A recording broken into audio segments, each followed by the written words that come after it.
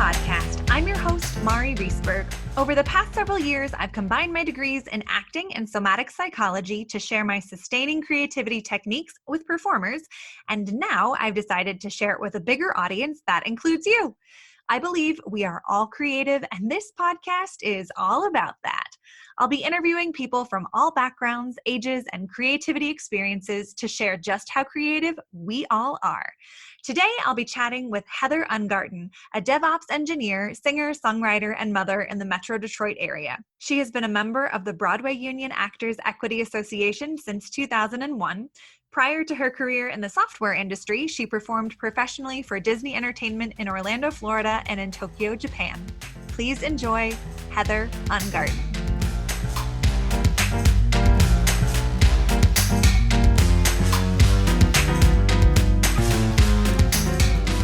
Welcome to Sustaining Creativity Podcast. I am here today with my friend Heather Ungarten. She and I have known each other for several years. We met in early 2000s working at a restaurant in New York City. It was wild times in the city and performing, and it was amazing. And we actually became better friends now that we live in Colorado, me in Colorado and Heather in Michigan, than I think we were when we lived in New York together. So welcome to the podcast. I'm so glad you're here and we get to chat today. And why don't you tell our listeners a little bit about yourself? Sure. It's funny that we got to be better friends later on. So that's pretty cool.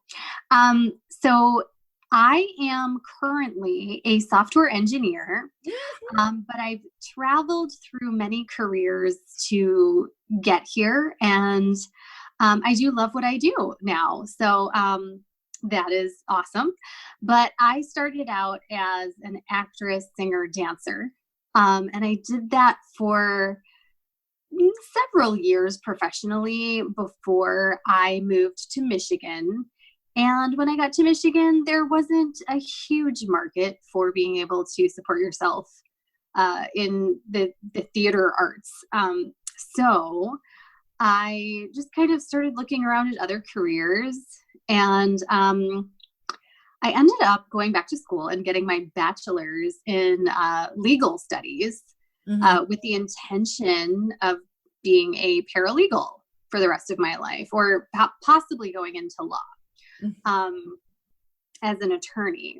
But as I was working in the legal field, I did like copyright and patents law. I actually kind of ended up in like digital piracy.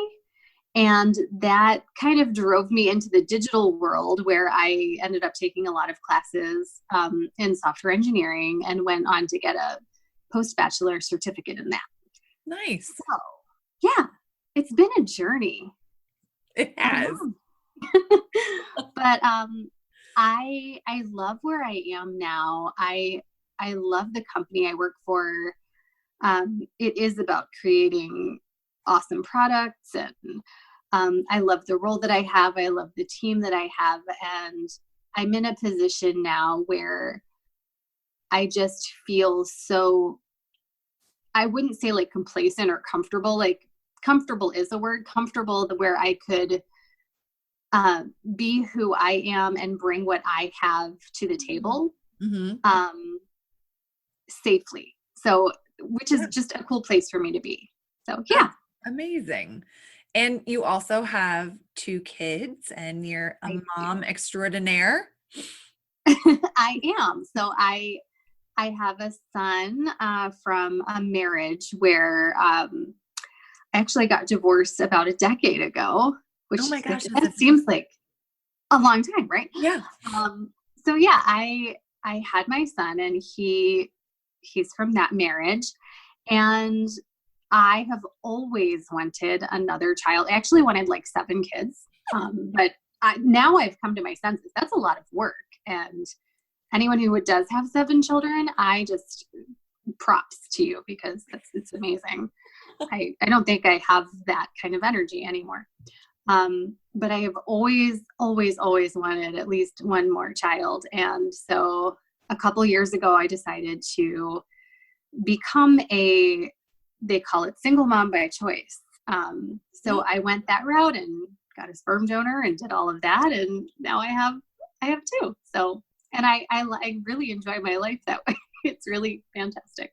I think that's awesome. And that's, one of the reasons I wanted to have you on the podcast, because I think your story is really unique and really creative. But I don't think it became like a super real possibility until like a few years ago when I really looked at, I knew what I wanted, but I really looked at myself and I kind of thought, I'm in a position where I can do that. Mm-hmm. I have a house, or, I felt like I was stable. I had a place to live. I had a good job. I had those things that were like my checklist items. Like I feel secure if XYZ happens. Mm-hmm. So I felt like that in life. And that's when it became like a real possibility that, you know what, I can do this on my own. And I did have the bravery from being a single mom of my son. So that kind of gave me the bravery to go, you know what, I can do this. I have done this. Yeah. Not by choice the first time, but it gave me that chance to say it's not that difficult to do.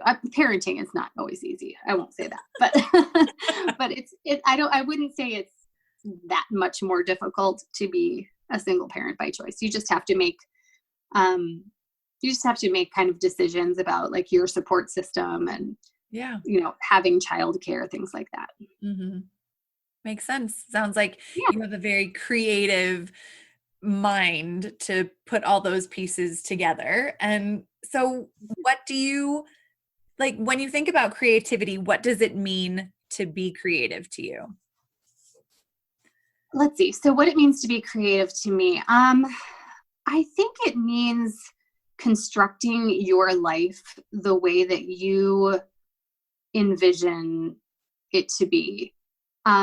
Several years ago, I read some book that talked about like making this like poster about all the things you want in life.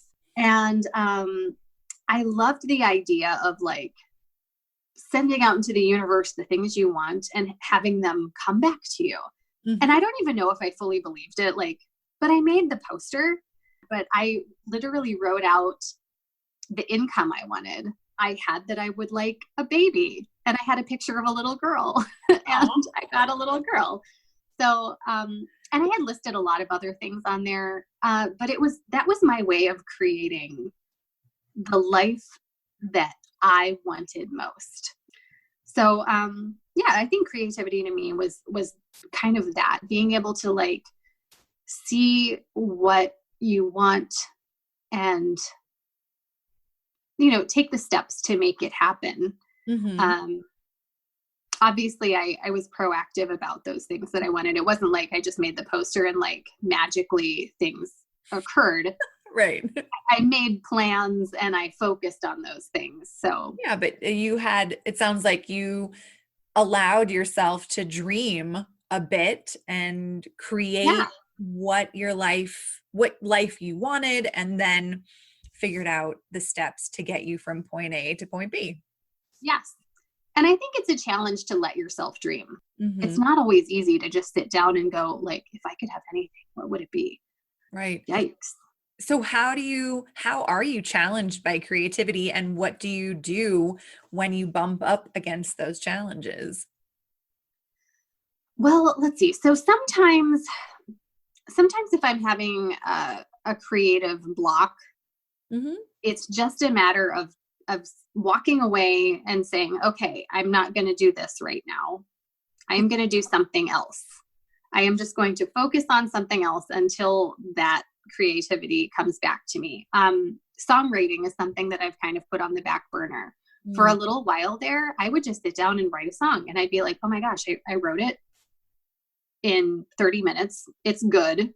I would write out the piano part. That was good. It just was coming so easily to me.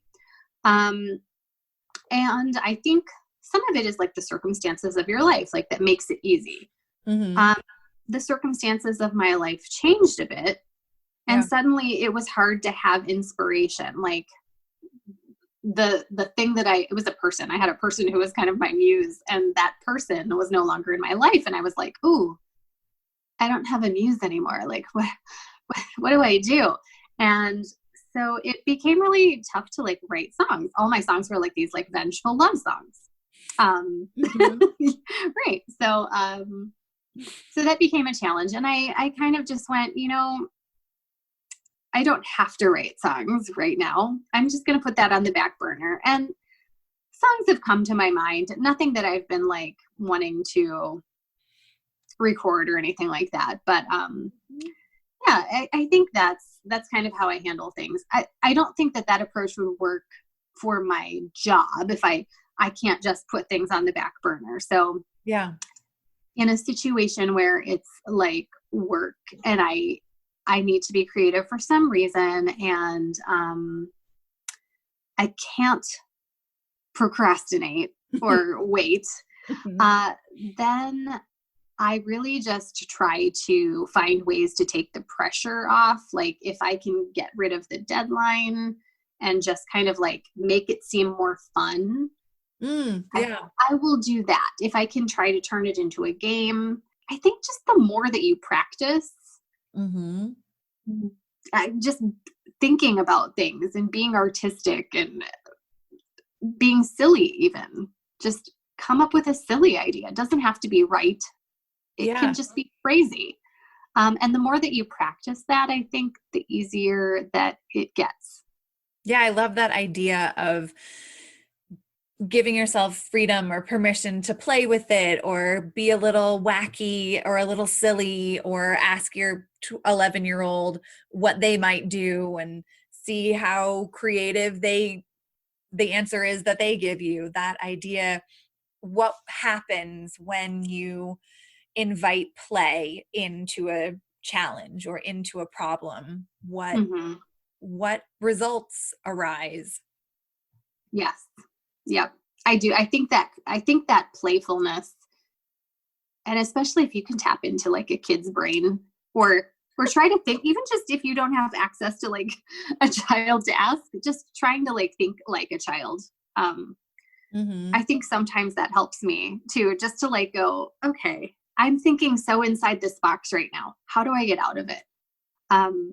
Yeah. What would the 10-year-old version of me do in this scenario? Like when you don't have any like rules or confinement in what's acceptable.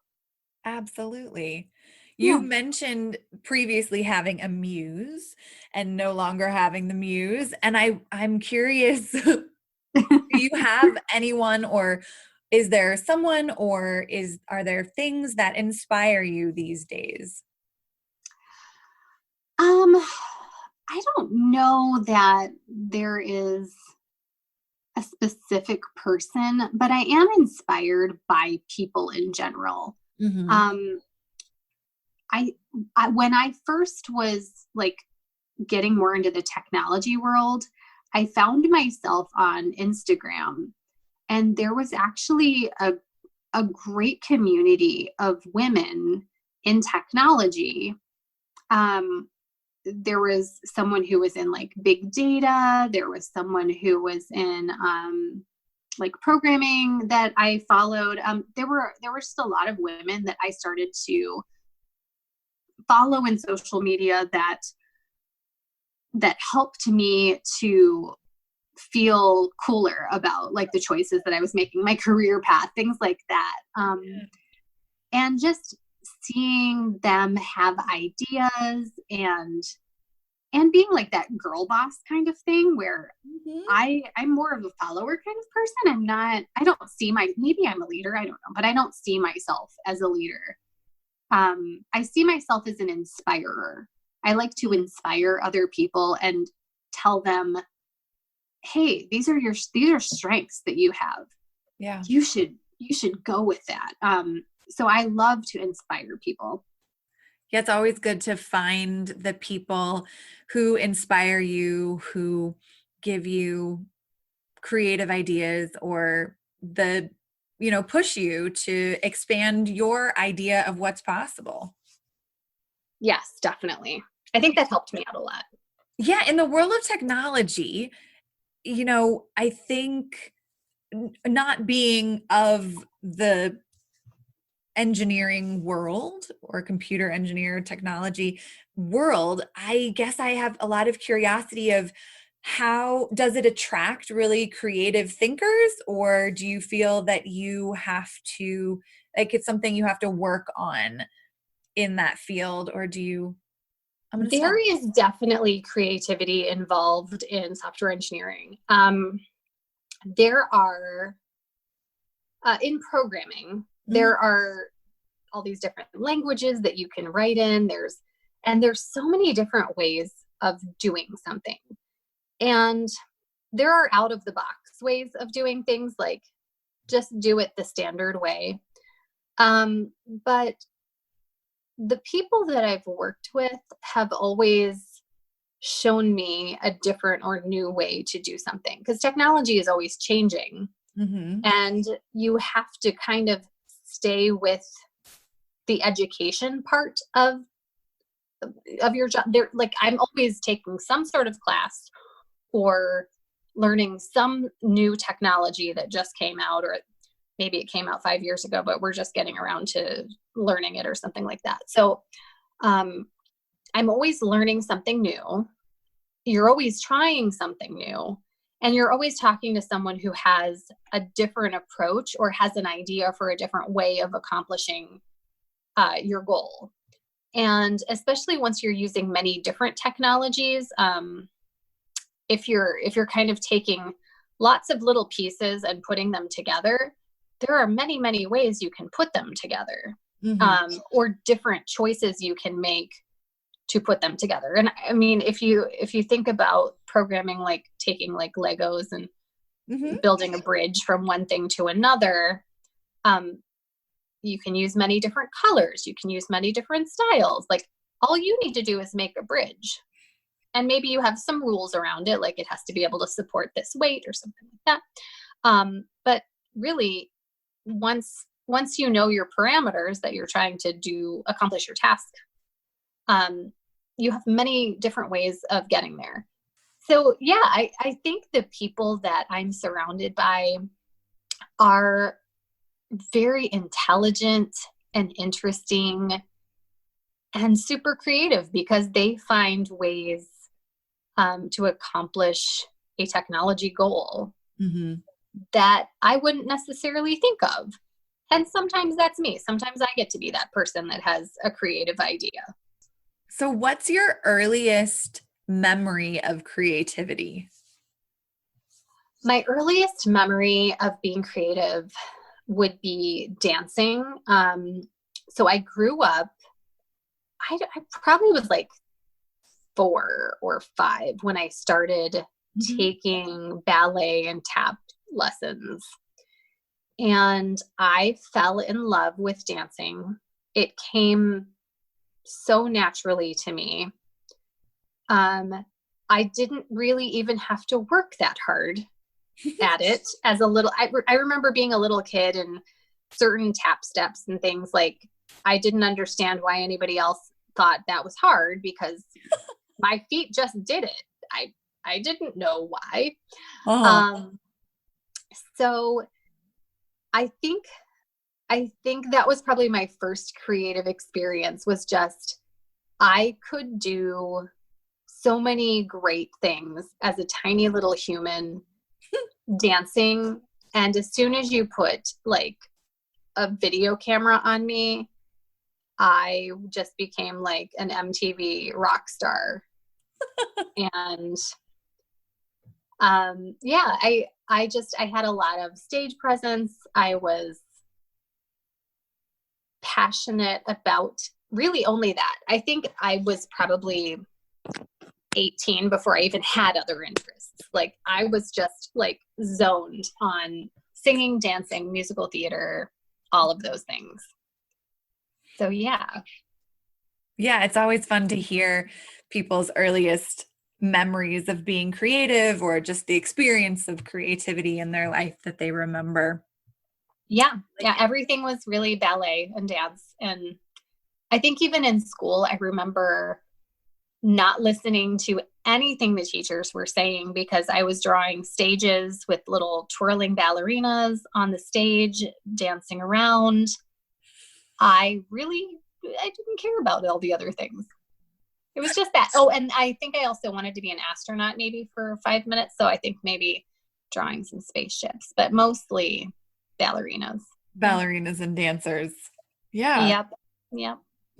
I love it.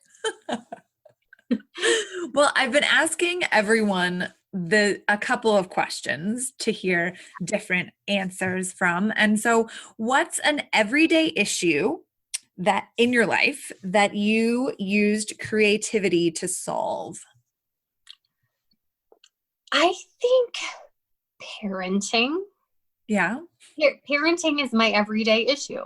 Uh, how do you get everything done? How do you get kids out the door? How do you get them dressed? How do you do all of those things? I think that's been sort of my creative approach, is to just give him all of the tools that he needs to become who he is, with enough structure for myself to remain sane and still get him to places on time. And like, with our experience, it's not like I'm homeschooling or anything like that. I can't just start at any time. I do have a job. I have to get myself to work. So I do have to work within certain constraints.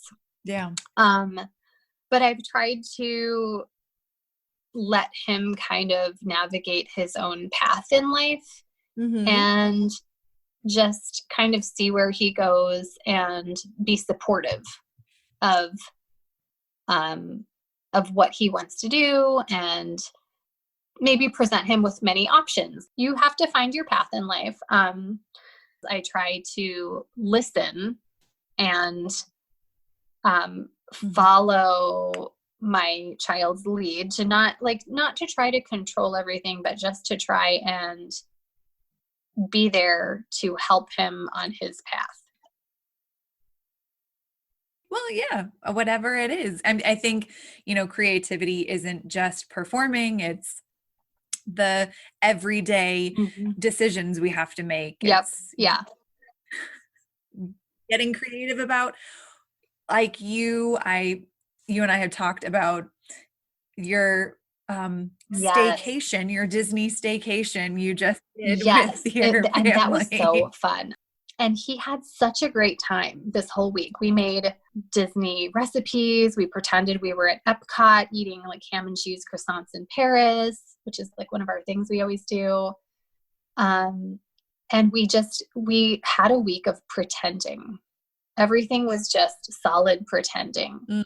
And luckily I was on maternity leave, so I didn't have to work or anything. And I had this full free time to be able to do that. And I did have a 1-month-old to take care of, so I had to navigate that as well. But it turned out to be so much fun. But I really liked that. I liked the creativity, and sometimes creativity does take planning and getting to put things together, but also really surprised at the outcome and how well it went and how your child felt about it. And it sounds like how you both really just dove in head first to I feel like we will both always remember that. Maybe even more memorable than some of our Disney trips. I feel like he is forever going to say, oh yeah, the time that we turned our house into Disney World. Who does that? It was just definitely cool. And I think that kind of memory, that gets your mother heart.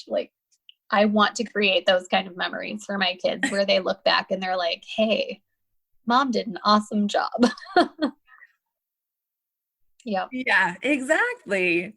So what do you think your secret to creativity is? I think my secret to creativity is pretending. I was always really good at pretending when I was a little girl. Even now, I think when I write songs, when I'm trying to fall asleep at night, sometimes I'll tell myself a story, or I've started so many books and have not really finished them, like, cause it's not really writing. It's not really my passion, but I'll have like some kind of crazy idea, but it all kind of starts with like pretending, I think, in my head. And I think that turns into ideas. It turns into maybe even sometimes a character for myself.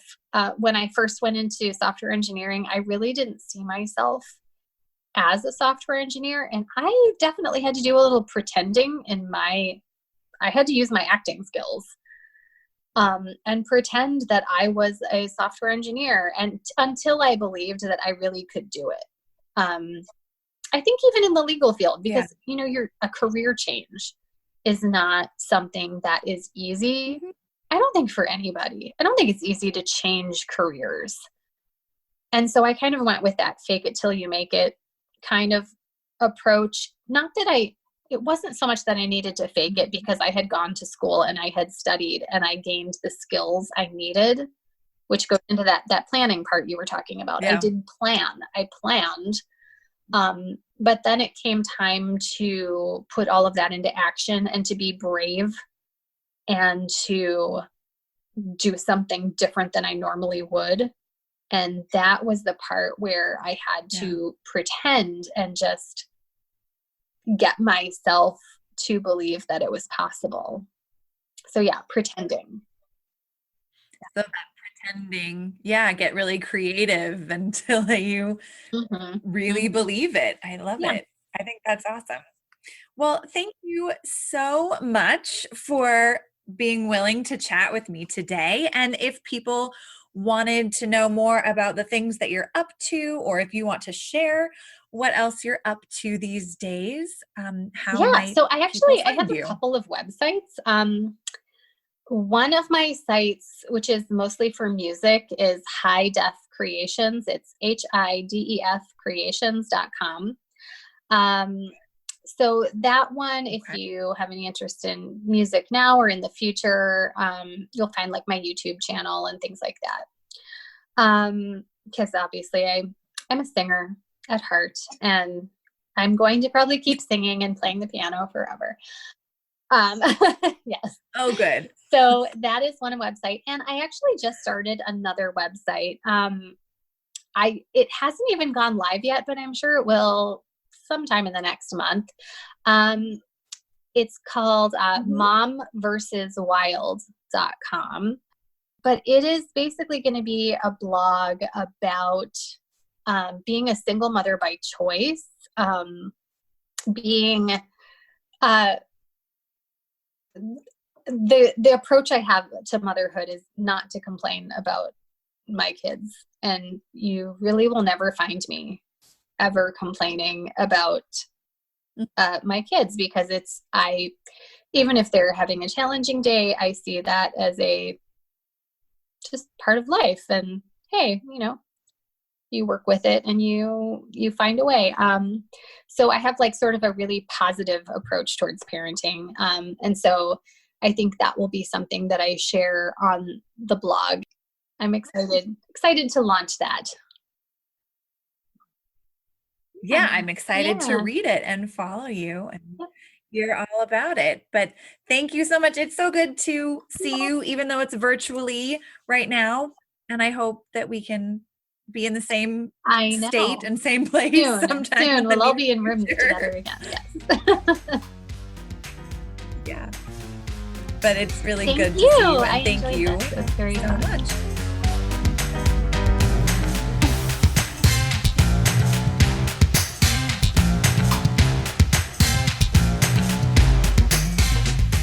Thanks for listening to the Sustaining Creativity podcast. We'd love to keep in touch, so like us on Facebook and Instagram. We are Sustaining Creativity. Make sure to subscribe to the podcast wherever you listen to podcasts. Tag your friends and your family so they can listen too. We love to hear from you, so leave your comments, reviews, and questions. Tune in Tuesdays for a new episode. And remember, with creativity, anything's possible.